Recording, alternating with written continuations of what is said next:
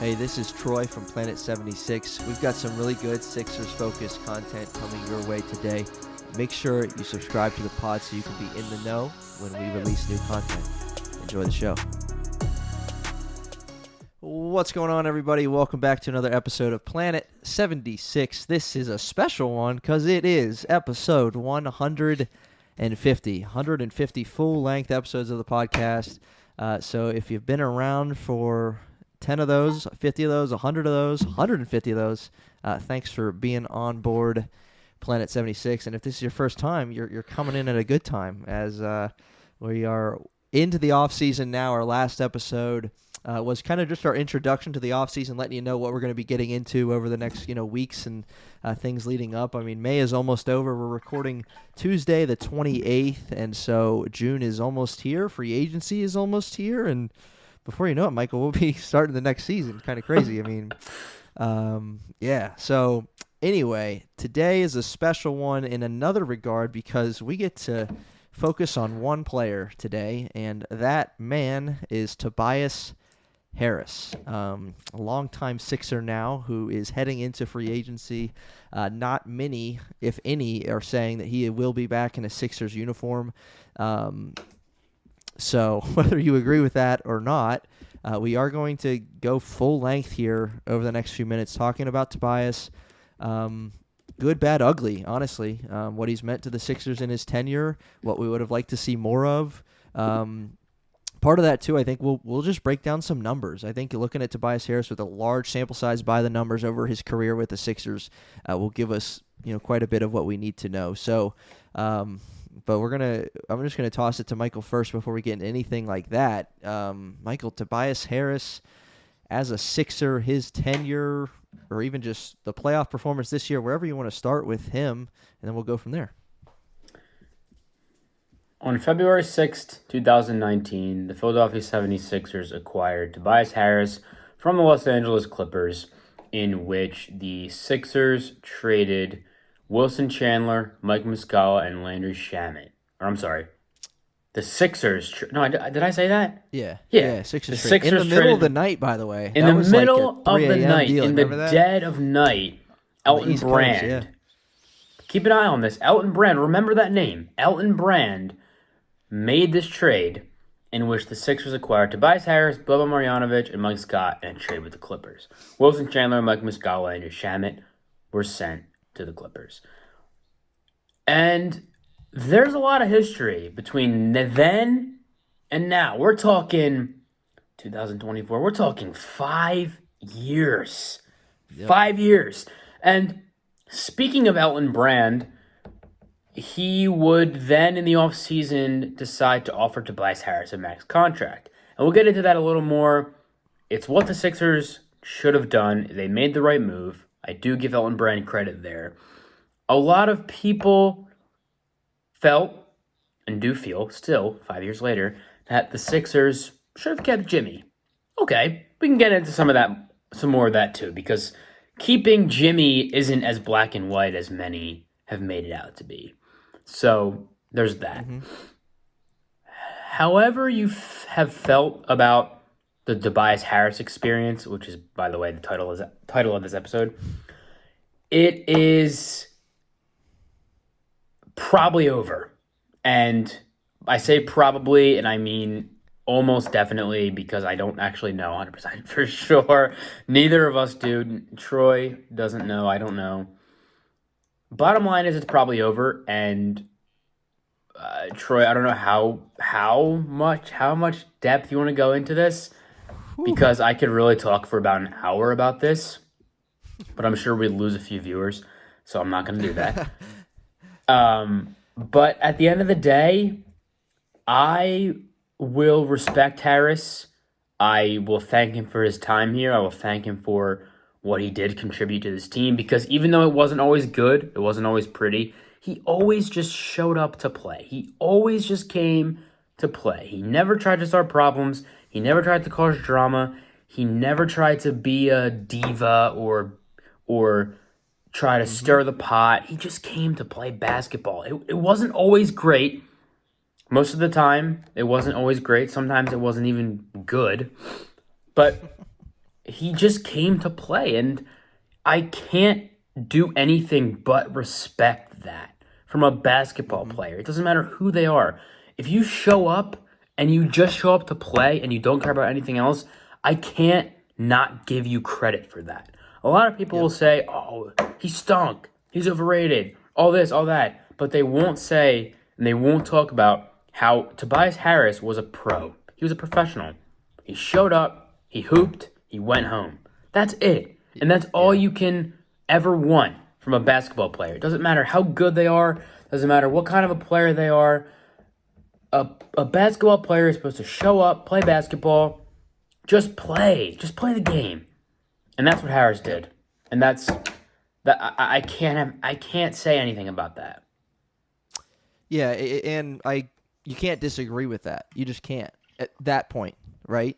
So if you're listening, watching, and you're finding yourself disagreeing with the fact that Tobias Harris has been a complete pro in his time with the Sixers, and he's showed up to work, and he's played a lot of games, right? Injuries, very, very little. You just can't disagree with that. Those are facts, and unfortunately, in today's NBA, like simple truth like that, where a guy isn't a diva, where he's reliable, where he shows up to work and he plays his role, like that's not as often seen in today's NBA. It's just not, especially a guy with his level of play, because he is good. He's a very good NBA player, and now with his consistency. And things sometimes being, he was more consistent just to be featured on the court than he was to his performance on the court, if that makes sense. Right. Sometimes, you mentioned it. He didn't show up when we needed him to. Sometimes he was very good. And, even that small sample size where it came down, after their first year where Tobias spent, a good chunk of time, and Jimmy Butler spent a good chunk of time, with the Sixers, and then Tobias ends up signing the max contract to come back. Jimmy Butler does not. He's gone. After that season, I wasn't upset with that. Full disclosure, now, many people might disagree, but many people also might disagree because of what they've seen Jimmy Butler do over the last few years. Honest to God, coming into the next season when we got Tobias Harris instead of Jimmy Butler, I was completely fine with that. Was I wrong? Yep. I guess I was, right? Because of what Jimmy Butler's become. But I was fine with that. Yeah. So that just points to how much I liked his play that first year. Again, I mentioned Tobias Harris, his kind of durability. So he came in 2018-19, played 27 games, played 55 with the Clippers before coming over. He played 72 the next year, 62, 73, 74, 70. So here's a guy who averages 70, 72, 73 games played per season on a large sample size. That's tremendous. And his numbers in his Sixers career, at least point per game wise, he was at 18, 19, 19 and a half, 17, 15, and 17. A career about 50%, from the floor. 3-point shooter for his career is about 37%. So he does a lot of things very well. Now, Michael, based on that, what do you think people, not necessarily us, because again, if you've seen this podcast, listened to this podcast for even 10 episodes, chances are you've heard us talk pretty highly about Tobias and come to his defense on more than one occasion. But obviously, Michael and I feel a need to do that because of what other people say. So, Michael, what if you were to kind of play devil's advocate from, against Planet 76 a little bit, what do you think other people see and dislike, and why is there so much hate toward this guy? I do want to pause first on the Jimmy thing. At the end of the day, everyone in the crowd they should have kept Jimmy. Why did they keep Jimmy? Jimmy wasn't going to come back. He did not want to play next to Ben Simmons and under Brett Brown. He did not like them. He did not respect Brett Brown. He did not respect Ben Simmons. He didn't want to be here anyway. He wanted to leave. So there is no keeping Jimmy. There was no keeping Jimmy. Tobias Harris over me. There wasn't any of that. He wanted to leave. He did not like Simmons or Brown. There wasn't anything more to it than that. And I don't understand why nobody talks about this. Nobody talks about this. He did not want to be here. He wanted to leave. He was cool with Joel Embiid. Sure, he wanted to run it back in that sense, but he did not like Ben Simmons. He did not like Brett Brown. He didn't want to be here. He asked them to trade him. He asked to leave. Yep. I don't understand why nobody talks about that. Agreed. So there's that. The reason people talk about Harris the way they do and the kind of anti-Tobias Harris kind of parallel to us here on Planet 76 is the contract. That's it. Yeah. If Tobias Harris wasn't making as much money as he is, he wouldn't get the slander. He wouldn't get the hate that he does. And even if he did, it wouldn't be nearly as much. And it's evident because every criticism of him is the money. Oh, he's making $150 million. He's supposed to do this. He's supposed to do that. Now, on one side, yeah, he needs to play better. But there isn't a price tag to how you're supposed to play because Jaylen Brown's making, just for reference, I know he's way better than Tobias Harris, but Jaylen Brown's making $60 million a year. He's not worth $60 million a year. That's just the contract he received because he was up for that contract. Sound familiar? I hope so. Yep. Because Tobias Harris received that contract because he was up for it, not because he deserves $35 million a year. He's not that kind of player. Everyone should have known that. But again, back to the beginning of this episode, that's what the Sixers should have done. They didn't have a choice. Either they did that or he left. And why would they let him walk? What good would that have done when they traded some decent pieces to actually acquire him? What good would that have done? None. Yep. No good would have come from that. They needed to re-sign him. They needed to give him that contract. Players oftentimes get a lot more because, again, it's just situational. Tobias Harris is not worth the money he received. Period. But at the end of the day, that doesn't matter because you like the argument is that, oh, well, you should play up to your contract. What player is playing up to $60 million a year unless you're Luka Doncic? Jaylen Brown receives $60 million a year. What player is? That's not how the NBA works. Just because you're paid a certain amount of money doesn't mean you have to automatically be worth that amount of money. Tobias Harris is not worth $35 million a year. Mm-hmm. He is really good, but he's not worth $35 million. People have to stop holding him to the standard of his contract. I've talked about this before on my Instagram. Tobias Harris should not be held to the standard of the contract because, number one, he didn't even ask for the contract. He was offered the contract. How are you going to fault a guy for accepting that kind of money? Despite him not being worth that kind of player, he was offered that money. He didn't ask for it. He didn't demand it. He didn't even request it. He was offered that money. How are you going to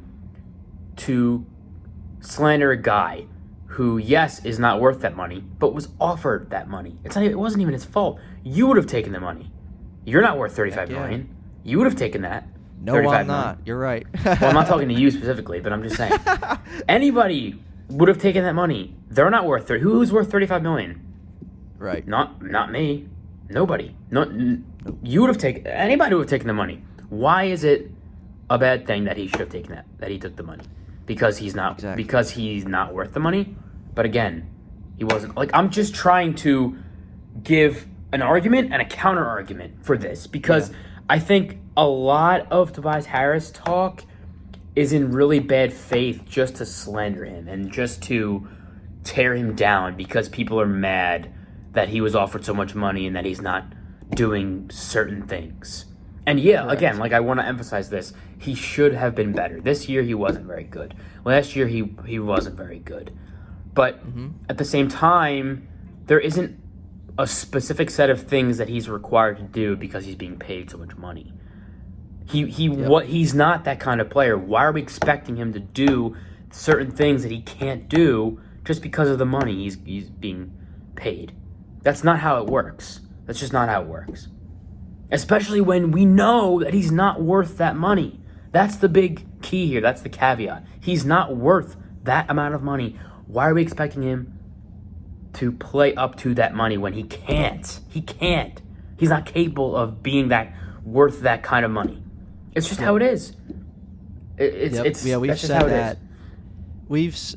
If I had unlimited time on my hands, which I do not, But I would go back over 150 episodes and all the Planet 765 minute recaps and find probably, I don't want to over exaggerate, but I'm thinking like 25 conversations like this.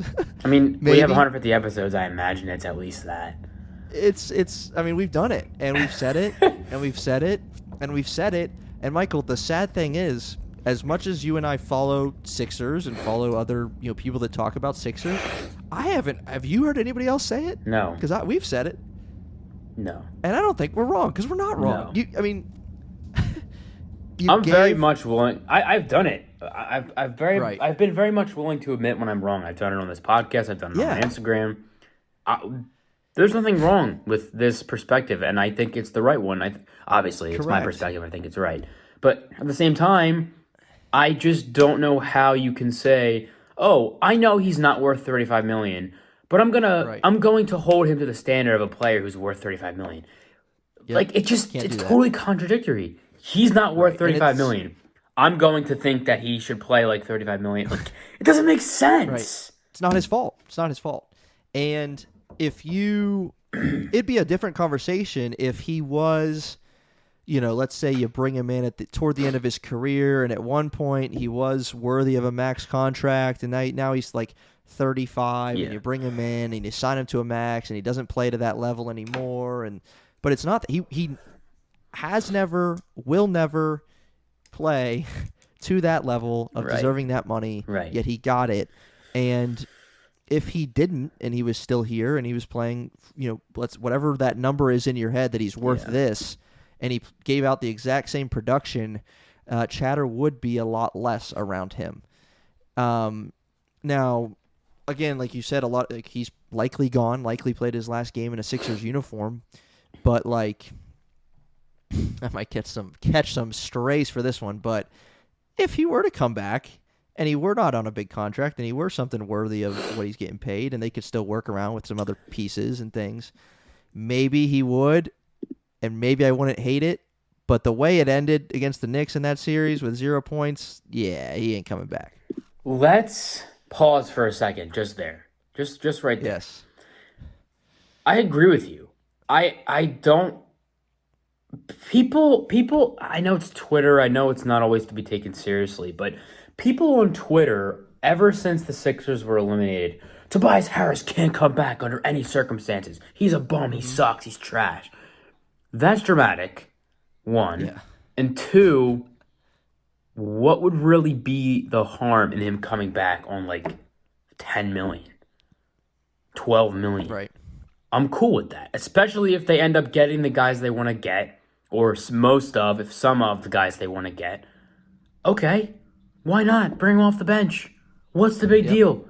Why is that so bad? People are scarred from this because of the $35 million, because they think that he just sucks. They think he sucks. He doesn't suck. Yeah. Tobias Harris is a good NBA player. And at this point, he's a role player. And in fact, I would even go out on a limb and say he's always pretty much been a role player. Sure, he had, which season was it? His first or second season here when he... I think it was his third, actually. 20 a game, 40% from second three. Full season, yep. Yeah. Even then, I think he should have been an all-star for that season, but that's another topic for another day.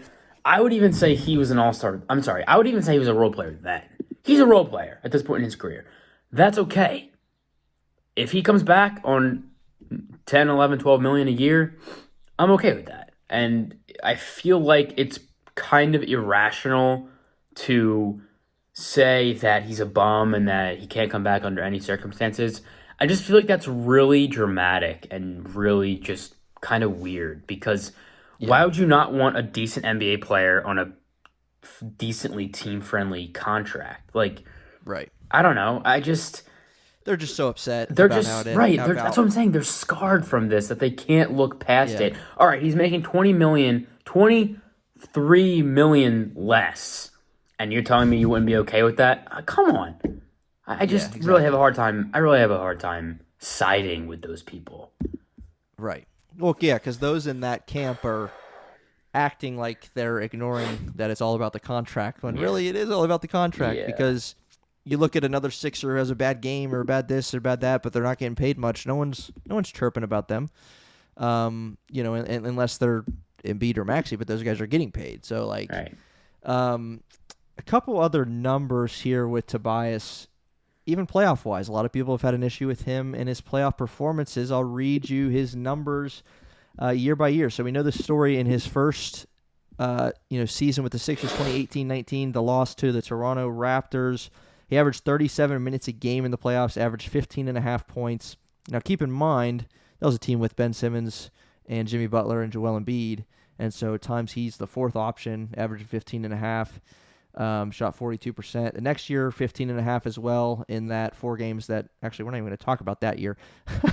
2020, 2021, Tobias Harris averaged 21.8 points per game in the playoffs. I was actually going to just touch on that, too, after you're done. That's pretty good. That's pretty good, right? And then 21-22, another 12-gamer, 16.9 points. Then 22-23, 15 points again. And then in the 6 games this postseason, averaged just 9. We know there was a goose egg in that game. 6 against the Knicks. But yeah, go ahead. What were you going to say with that? I was just going to say, what the anti-Tobias Harris crowd won't tell you is that in that run, when the Sixers played the Hawks in Game 7 meltdown, Tobias Harris was actually their second to third best player in that whole playoffs. Against the Wizards, he was like their second best player. He dominated that series. Sure, it was only 5 games. But he dominated that series. Like you just said, he averaged 22 a game, 37% from 3 on nearly 4 attempts per game. He was taking 18 shots a night practically. I mean, nearly 9 rebounds. Huh? The whatever 2 years we played Brooklyn in the playoffs, he was good too. Yeah. So the 1 year last year in the playoffs, because Embiid was out and he kind of sealed the deal late in Game 4. I think he played pretty well, and then way back when Mike Scott was still here, he played well against the Nets too. Yeah. Okay, so what do you do with that? Or let's just go here. We've defended him and we have, and rightfully so. But like, what do you point to as to, okay, yeah, I had this problem with Tobias Harris during his tenure, and I can agree with this. Like, what, on court wise, what is it that Tobias didn't meet your expectations in some way, shape, or form? I mean, he was definitely inconsistent. He definitely didn't meet the standard of playing well for extended periods of time, because there were stretches where he played great. Oh wow, this dude is awesome. And then there were stretches where he would look like he just didn't know how to play basketball. There were times where it looked like he wasn't even on the court. You couldn't even tell he's there on either end of the floor. That was that was really my only issue, is that Tobias Harris's good was really good, but then his bad was head-scratchingly, is that a word? Is that even a word? Bad. Like, painfully bad. So, from that perspective, I can kind of see it. Because you see him play so well, and you're thinking, like I said, wow, this dude is so good. He's awesome. Imagine if he could do this all the time. Having this guy as your fourth best player, third best player is great. But then there were stretches where he was not even their fifth best, where he just looked horrible. And it was really on display this year. I don't know I still don't know why. Yeah. I have to imagine maybe he just finally was accustomed to Harden, and then Harden got traded, and then he was like, all right, what do I do now? Because James Harden made the game a lot easier for me. He took a lot of defensive attention off of me, so I was more open at times.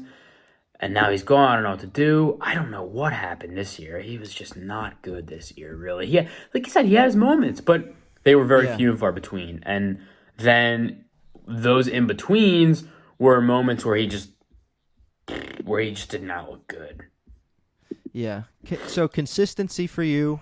Yeah. That's valid. I'll touch on that, and then I'll get to what I think. But to that point, like, that's something that just I just read numbers, and nothing is earth-shattering that's like, whoa, Tobias was really good here, but really bad here when you go from season to season. But to your point, when you go game to game, there was inconsistency. And, because again, so like Tobias, if he averages 17, 18, 19 over these few years, that's what we see now at the end after hundreds of games.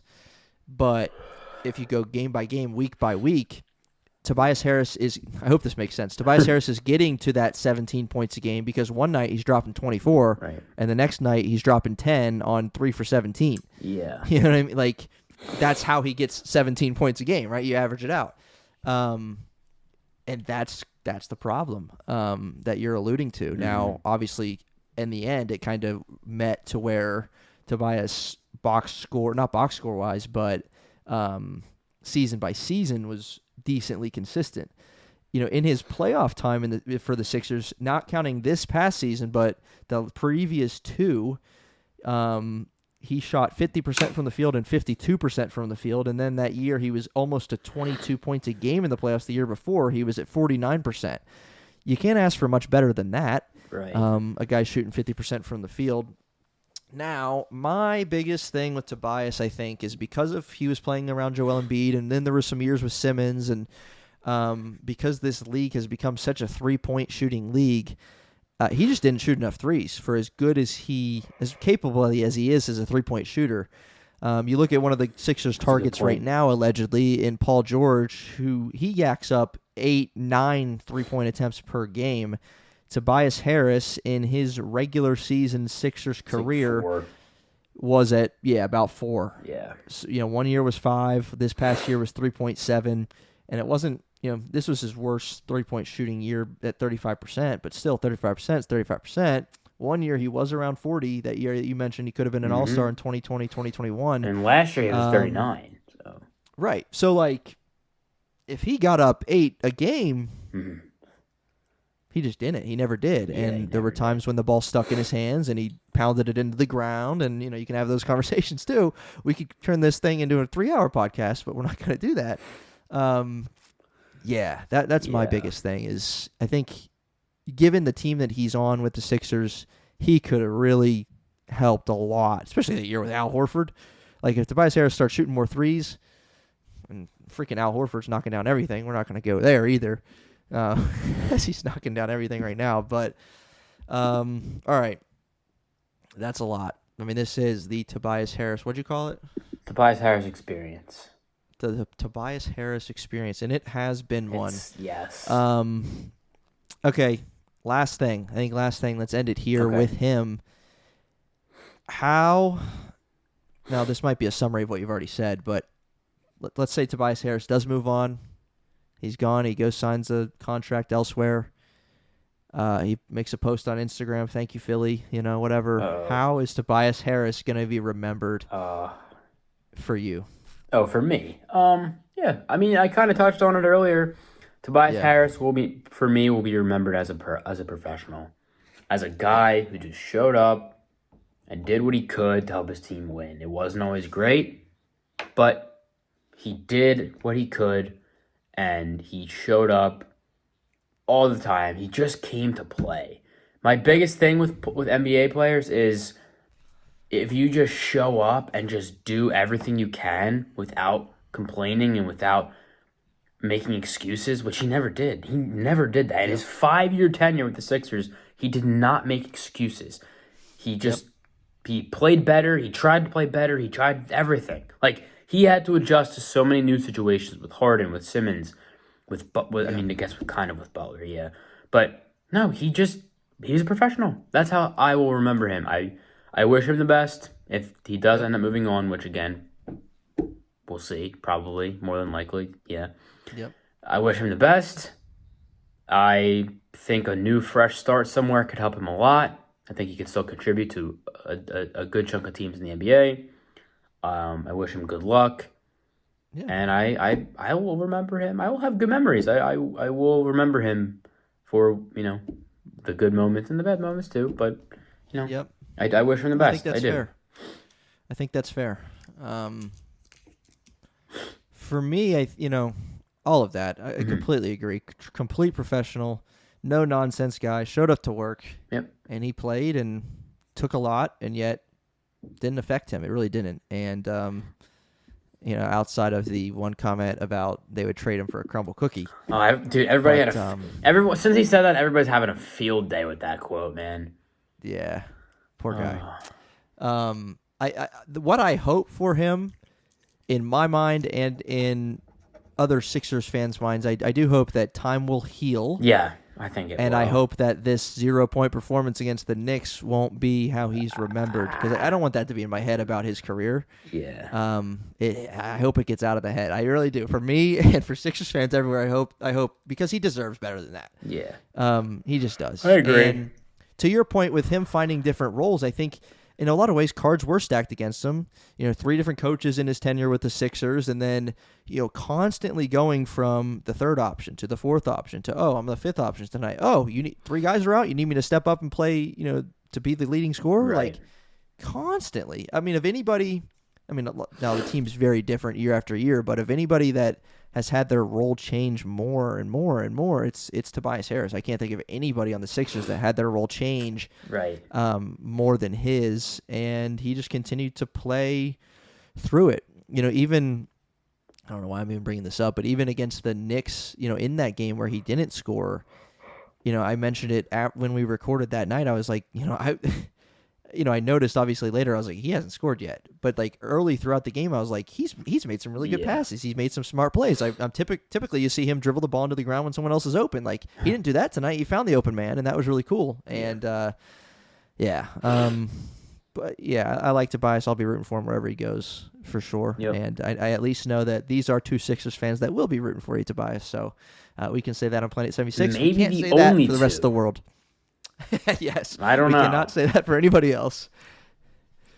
So, all right. Anything else? Nothing else. Nothing else from Michael. He's out. His phone died. This is episode 150 of the podcast, Planet 76, the Tobias Harris experience.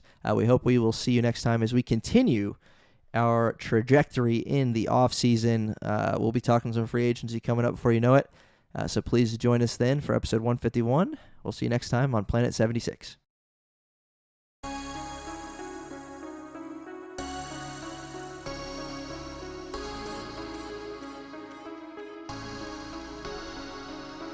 You just listened to an episode of the Planet 76 podcast. Hey, we appreciate you joining us for this episode. Whatever platform you're on, why don't you hit that subscribe button for us, and we'll see you next time.